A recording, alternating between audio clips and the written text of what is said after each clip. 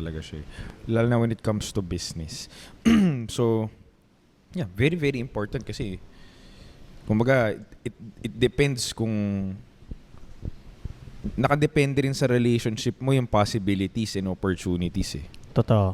Right? Kung ano yung mabuo mong relationship sa mundong to, doon nakadepende yung mga ma-unlock mo na experiences, ma-unlock mo na opportunities. So, sabi nga nung tatay ko sa akin, parang lagi niya sinasabi sa akin na mas importanteng mas i-prioritize mo ang relationships mo kaysa sa pera. Iho, sabi niya sa akin.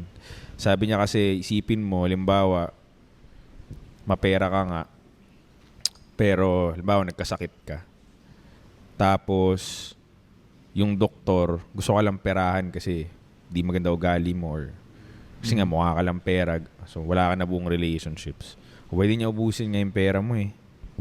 Pero halimbawa, maayos kang tao. Diba? Pinrioritize mo talaga is relationship with people.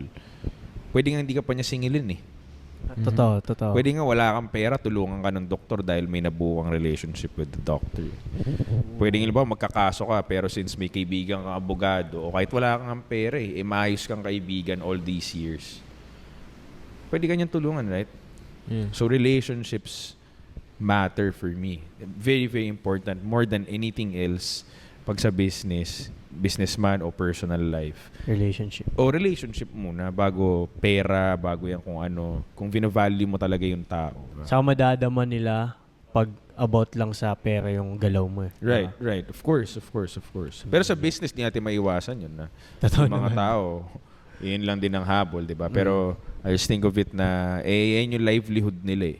That's what their family, yung source of income ng family nila. So, Yeah. maintindihan.